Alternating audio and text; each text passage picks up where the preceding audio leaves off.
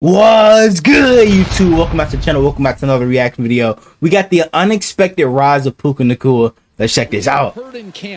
Hey, man, I don't know what has been up with these later round draft picks, just going crazy. You know what I'm saying? But hey, maybe that might be a good thing, bro. Find these later round gems and shit like Puka, Purdy, Pacheco.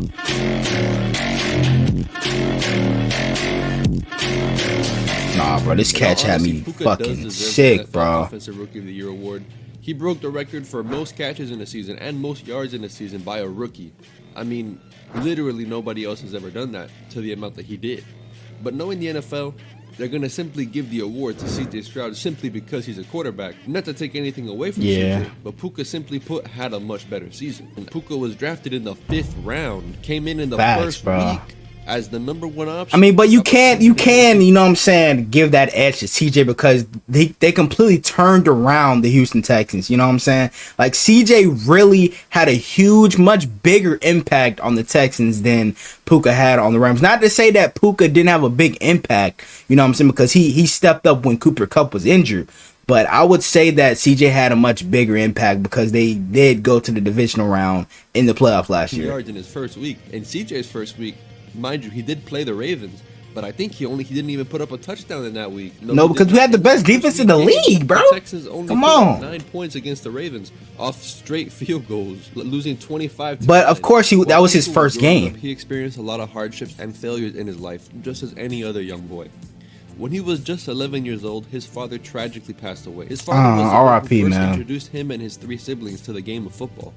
His passing inspired Puka to become even more invested in football than he already was. His father's death was the event that sparked his need to be in the NFL. Now, obviously, just because you have a want or need to be in the NFL doesn't mean you're going to make it. I mean, I'm sure every single one of you watching right now has wanted to be in the NFL or the NBA, MLB, whatever sports. I mean, I used to want to be in the NFL when I was younger, but, you know. When you were in high school, I'm sure you wanted to be in those leagues. But let's do the math. In the NFL, there's 1,414 players as of 2020. I know 2020 was a while ago, but the number's roughly the same now. And there's 162.4 million guys, men, in the USA alone. So hold on, let me see. That's 1,414 divided by 162.4 million equals... Yeah, as exactly like I suspected, impossible. Puka didn't receive many touches in high school until his sophomore year. As a freshman, he averaged just under 30 yards per game, but then, as a sophomore, he jumped to 97 yards a game. Damn. And if you thought that leap from his freshman to sophomore season was massive, just wait until you see his junior and senior stats. Hey, wait a second, man, I gotta say something about this. I didn't even know Puka went through all that when he was younger. That makes me think of him in a whole different light. The hell? But CJ went through the same thing. I mean, his dad was arrested when he... Look, bro, can you stop cutting me off and just let me finish? Let me at least finish his high school before you come in and start this random stuff about CJ. All right, man. Was he galloping to the end zone? If you thought his leap from freshman to sophomore was massive, wait until you see his junior and senior stats. But before I do that, I need to add some context. Puka grew up in Provo, Utah, a town known for its 90% Mormon population. Okay. Puka and his family grew up as Christians, so it was hard for Puka and his siblings to get along with everyone since they were totally different in background and in religion. Not even to mention that Puka is Polynesian and Provo is a majority white area. This inability to bond with his classmates made it hard for him to perform on the gridiron. Can Puka say nigga? But in his junior and senior year, after a lot of training, he was able to overcome this gap. I don't know why that was the first thing that popped into my mind. Per game in his junior year. The fuck? 166 yards per game as a senior. Clearly, this kid was special. Okay. Now, personally, and I'm sure you guys too, we've all dealt with this issue in one way or another. Not connecting with our peers. I mean, in my high school years, I was a very shy and secluded student. I didn't really like talking to people, and I was very awkward when they spoke to me. It took me a while to overcome this anxiety, but once I was able to overcome this hurdle, my grades went up drastically as I was able to ask for help from my teachers. I was able to ask teachers for help without feeling embarrassed, and I was able to earn scholarship to the university that I'm currently attending. Let me know if you guys have experienced anything like this down in the comments. After his incredible finish to his high school career and breaking the Utah state record for receiving yards and touchdowns, Puka was given the honor of being a 4-star recruit. He's still going? Receiver, yo! ranked above guys like Zay Flowers, Drake London, and Rashee Rice. Okay, now is when you can talk, Mr. Texans fan. Say whatever you want to say. Well, I was going to say something, but right now when you said that Puka was a 4-star recruit and ranked above guys like Zay Flowers and Drake London, what the hell happened to this guy that he dropped all the way to the 5th round? Well, that's exactly what I'm struggling to understand. And maybe bro, I don't know why this is so funny. Baby Jerry Rice lose so much of the media's interest when he went to Baby college? Jerry Rice. I must preface this section with saying that Puka and his family have an incredibly close relationship. Puka, his 3 siblings, and his grandmother, and his mother, of course, are inseparable, which is why it was hard for Puka to leave his hometown of Provo to attend the University of Washington. Go Huskies. Puka's first season as a Husky did not go as planned. He only played 3 games and only caught 7 balls in those games. Not only did he not receive playing time, he also broke his foot, which means he missed majority of the season. Then in 2020, the entirety of Washington only played 4 games. I mean, that's super weird. I wonder what caused him to play only 4 games. Was there some pandemic going on or something? Wait, 2020. Oh shit. Yeah, I think there was actually a pandemic going on. My fault. I mean, I don't know if you remember it. Maybe you're too young, but COVID, Sorry for saying the C word, but yeah. In 2021, things even got worse for Puka. His grandmother came down with a horrible illness, and since Puka was so close with his grandmother, he decided it was best to move back to Utah and transfer to BYU. His brother also transferred to BYU for the same reason. BYU was a school that Puka's late father wanted to see him and his siblings grow up and play at. So while he did go back to be closer to his family and his grandma, he also did it to make his father proud. Wow, I can relate to Puka for this. I remember when I first tipped my first cow and I shot my first calf. My daddy was so proud of me when I did that. I can only imagine trying to make him proud when he wasn't even around anymore. I would never wish that on my worst enemy. That is incredible from Puka. At BYU, which... Bro, what the fuck is he doing? What did you just say? You tip cows? You shoot calves? Well, yeah, brother, I'm from Texas. I mean, that's what we do around here.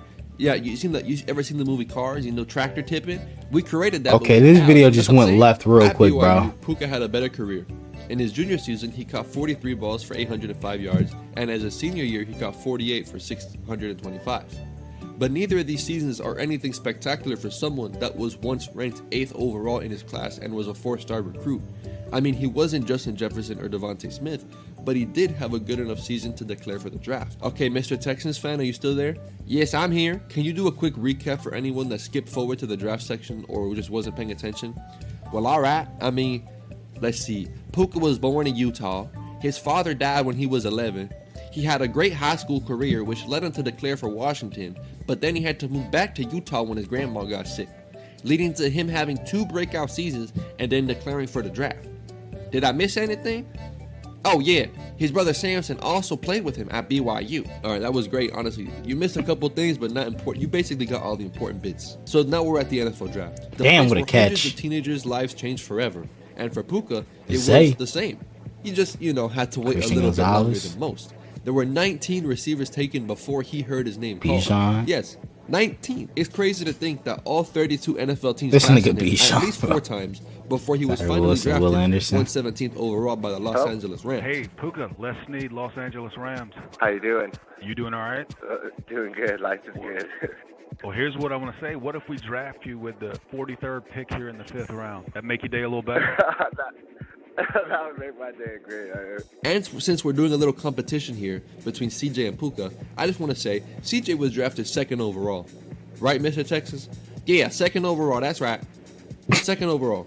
Puka was drafted 177. That's 175 places after CJ Stroud. He was never expected to be anything special.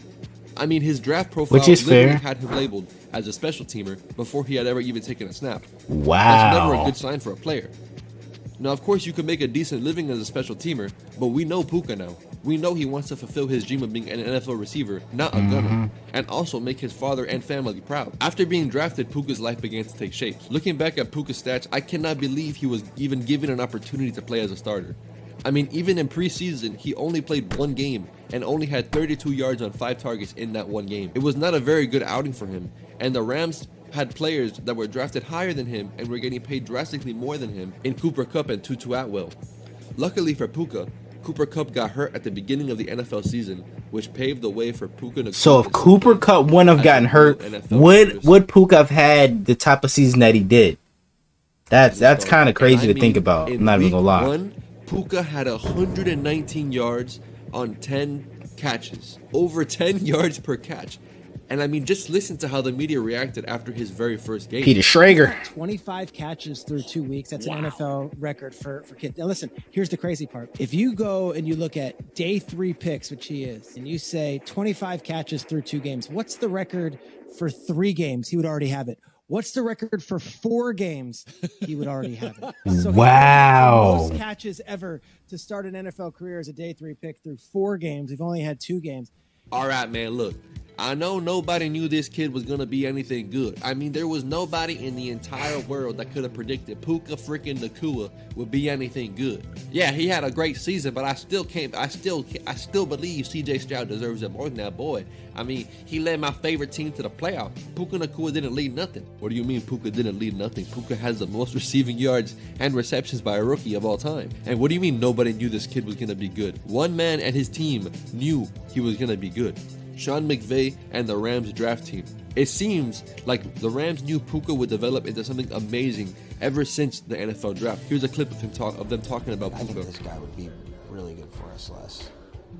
I want a guy that is going to be where he's supposed to be, that'll stay grounded through the catch, aggressive hands, that will dig out support in the run game, and then that we can also give him, he can be an extension of the run game.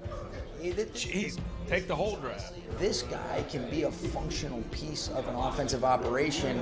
Now, putting up 119 in your first ever NFL game as a 5th round pick could easily be labeled a fluke, especially since he was Stafford's main target after Cooper Kupp went down with injury. Or maybe was it just because NFL defenses weren't familiar with his game and what he liked to do? So in that case, let's fast forward to when Cooper Kupp came back a couple weeks later in October 8th against the Philadelphia Eagles, a team which was just in the Super Bowl, for those of you who forgot, and known for having an incredible secondary with James Bradberry and Darius Slay. No, James Bradberry, dog shit. Care one freaking bit. Cooper Kupp ended that game getting his fair share of targets, of course, 8 catches and 118 yards.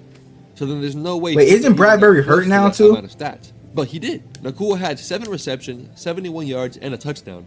From this point on, Puka and Kupp were clearly a top receiver duo in the NFL. Both of them averaging above 12 yards per reception for the entire season, and Puka actually averaging more yards per game than Cooper, 87.4 to 61.4. It was a Linsanity run, if you will. And I will repeat this one last time for Mr. Texans fan and for anybody here watching. Puka Nacua deserves the NFL Offensive Rookie of the Year. But if you think CJ Stroud deserves it more, then I wouldn't blame him. Well, CJ did win it. He played a good season. Yeah, finally you give CJ the respect he deserves. But I will say this.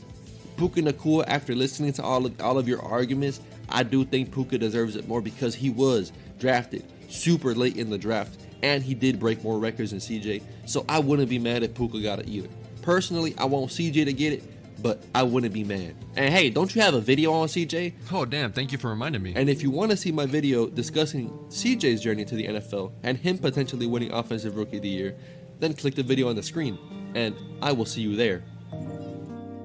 Hey man, what do y'all think about Puka? Bro, Puka, like, his story is just crazy, man. You know what I'm saying? You never kind of expect like players from like at least like the 4th to the 7th round to be, you know what I'm saying, anything in the NFL, you know what I'm saying? But like when they do like end up becoming like a superstar like Puka, like Purdy, like Pacheco, like you got to think like, damn, you know what I'm saying? Like what, how do I explain this? Like some of them perform better than some of the fucking 1st round picks and shit that come into the league, bro. So, you know what I'm saying? Like, I wonder who's going to be the Puka Nacua from, you know what I'm saying, for this year. You know what I'm saying? Is he going to be a guy like Malik Washington? You know what I'm saying? I hope for the Dolphins, maybe. You know what I'm saying? But I want to know what you guys think down in the comments below. Hope you guys enjoyed it. Make sure you guys like, comment, subscribe to the channel if you're new. Turn on post notifications to get notified whenever I drop another banger video. One road to 600 subs, and we get it for more banger and for a reaction like this. Without further ado, I'm out. Gang!